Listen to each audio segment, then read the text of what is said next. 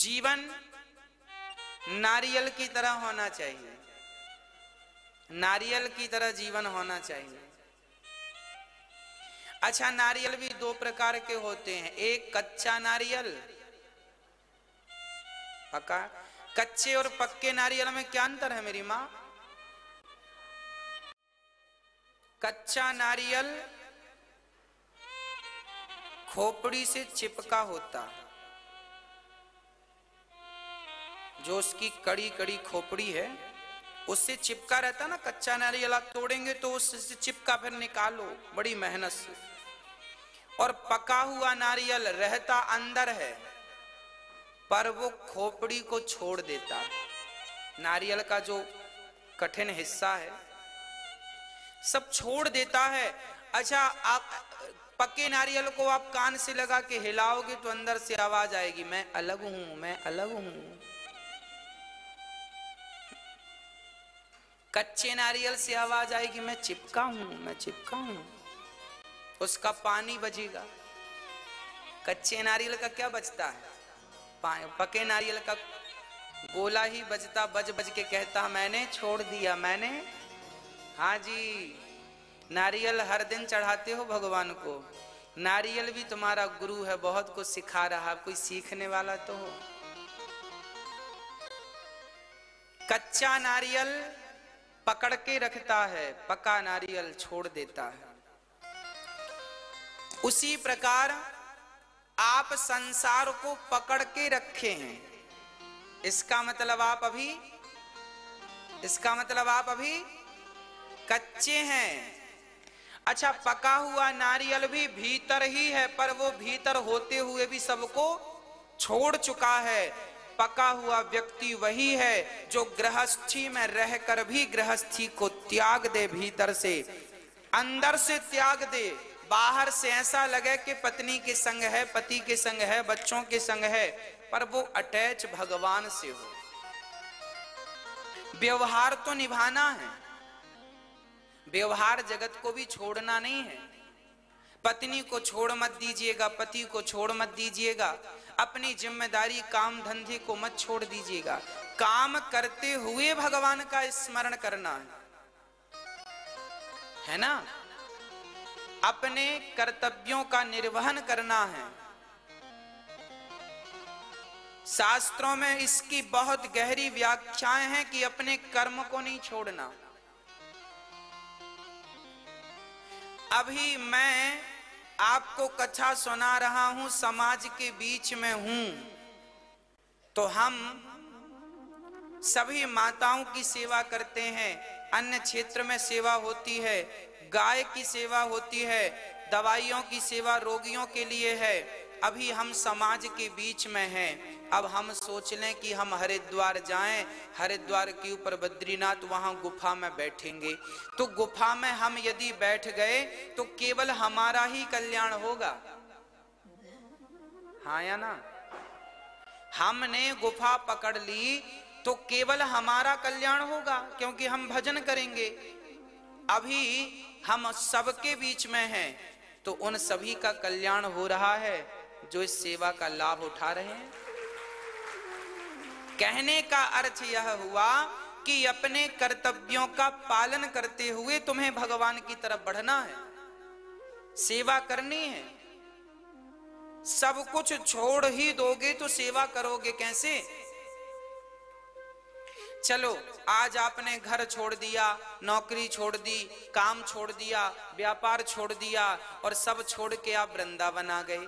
कल को आपसे कहा जाए कि भैया किसी भूखे को भोजन करा दो, कर लोगे? करा पाओगे? तुम्हारे पास धन होगा? बोलो, किसने कहा तुमसे सब छोड़ दो? क्यों आपने अपना काम धाम छोड़ दिया? अरे काम धाम करो, पैसे कमाओ, उस पैसे के साथ में रह करके पत्नी पति पुत्र परिवार के साथ रहकर भगवान से प्रेम करना है। यही चुनौती है हमारे लिए, आपके लिए। कल हम सब छोड़ दें तो क्या हम किसी भूखे को, एक भूखे को हम देखकर रो तो सकते हैं? आपके दुख में हम आपको गले लगाकर रो तो सकते हैं, पर आपका दुख दूर करने के लिए मेरे पास कुछ नहीं होगा। बोलो। इसलिए आपको परिवार का त्याग नहीं करना। गृहस्थी क्यों हमारे बड़े बुजुर्ग राम जी ने क्यों गृहस्थी बनाई? भगवान कृष्ण ने क्यों विवाह किया? अरे राम के गुरु वशिष्ठ जी ने क्यों विवाह किया अरुंधति से? क्योंकि गृहस्थी में रह के धन कमाना चाहिए और धन ईमानदारी से कमाकर अपनी गृहस्थी उसी धन से चलाना चाहिए, और जो धन बचे उससे और संत समाज का, जरूरतमंदों का भोजन प्रसादी की व्यवस्था, यही तो पुण्य है। एक बहुत बड़े भक्त हुए हैं, रैदास भक्त, जात के मोची थे, जूता सिलने की दुकान थी इनके पिताजी की। पिताजी मरे तो रैदास जी ने दुकान संभाली, और ये भी जूता सिलते थे। आप अपना पांव रख देते थे तो आपके जूते में पॉलिश करते थे, चमड़े के जूते बनाते थे। पर बहुत उच्च कोटि के भक्त थे रैदास जी। वो जूते बनाकर जितना पैसा उन्हें मिलता, वो उस पैसे से साधु सेवा करते थे। क्या करते थे? हाँ, भंडारा कर लेते थे। आज जूता सिलने में 2 रुपए मिला तो 2 रुपए में 1 रुपए अपनी पत्नी, उनकी पत्नी भी थी, हाँ, और दोनों पति पत्नी बड़े खुश थे। एक दिन भगवान आ गए रैदास जी के घर। बिल्कुल सत्य घटना सुना रहा हूं आपको, ये सब कलयुग की घटनाएं हैं। रैदास जी के घर एक दिन भगवान आए साधु बनकर। भगवान आ गए। देखो भगवान किस रूप में आएंगे, शंख चक्र लेके नहीं आएंगे, सामान्य बन के आए। रैदास जी के घर आए, कुटिया पर दुकान पर बैठ गए भगवान। कहा रैदास जी बड़ी भूख लगी है। रैदास जी बोले चलो भोजन कराते हैं, ये पैसे ले लो, सामने दुकान है, भोजन कर लो। साधु जी बोले ना, हम दुकान का थोड़ी खाते हैं, तुम्हारे घर खाएंगे। रैदास जी ने दुकान मंगल करी, बंद करी, गए पत्नी से कहा ये बाबा जी आए हैं। अच्छा, रैदास जी को बड़ा संकोच हो रहा था कि हम जात के मोची हैं और आप ठहरे साधु, हम आपको, आप हमारे हाथ का खाओगे? भगवान बोले हाँ, हम आपके हाथ का खाएंगे। तो रैदास जी ने पत्नी से कहा सुनो, पूरी साग बनाओ, पक्का भोजन बनाओ। भगवान बोले पूरी हमें पचती नहीं, रोटी बनाओ, और कढ़ी और भात जरूर बनाना। हाँ, कढ़ी भात बनाएंगे। अब बड़ा संकोच रैदास जी को लग रहा, हम जात के मोची हैं और ये साधु हैं। पर वो साधु थे नहीं, वो तो भगवान थे। अच्छा, ऐसे भक्तों की जात पात क्या है? जिनका मन भगवान में लग गया है, अब कहां कुछ बचा। भगवान कढ़ी चावल खा रहे हैं बड़े प्रेम से, और भगवान ने जाते जाते एक अपनी थैली से एक पारस मणि निकाली। भगवान थे ना वो, पारस मणि निकाली और कहा सुनो रैदास जी, ये पारस मणि आप रख लो, आप बड़ी साधु की सेवा करते हो, आपके घर धन की कमी नहीं होनी चाहिए। जो व्यक्ति जरूरतमंदों को भोजन कराने की सेवा करता है, भगवान कभी उसके घर धन की कमी नहीं होने देते। भगवान खुद पारस मणि देने आ गए, लो ये पारस मणि ले लो। रैदास जी बोले हे भगवान, ये पारस मणि लेंगे और कहीं धन पाकर हमारी बुद्धि बिगड़ गई तो? रैदास जी ने कहा भैया हमारी दुकान में तुम ये रख दो। एक तो रैदास जी ने कहा मत दो हमें, मत दो हमें, ले जाओ ले जाओ। भगवान माने नहीं। रैदास जी बोले ज्यादा ही जिद कर रहे हो तो हमारी दुकान में ऊपर खोस दो। खोस दो मतलब रख दो।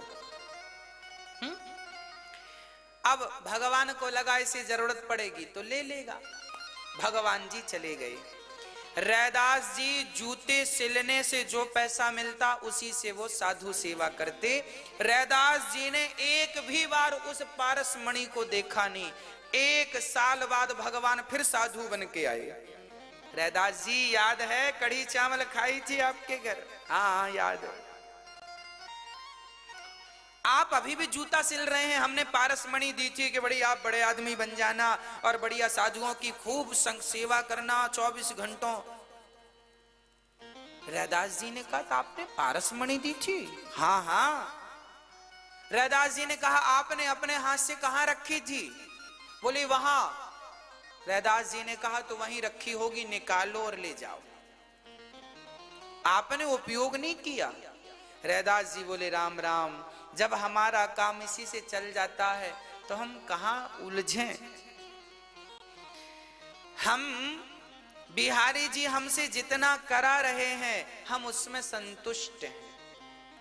भगवान ने रैदास जी को कहा वाह रैदास जी, आप जैसे महात्मा जो कभी लोभ और लालच में उलझते नहीं हैं, जितना कमाते हैं उसमें अपनी पत्नी और अपने लिए रखते हैं खाने को केवल रोटी, जो ज्यादा होता है वो जरूरतमंदों की सेवा में लगा देते हैं। यही जीवन है।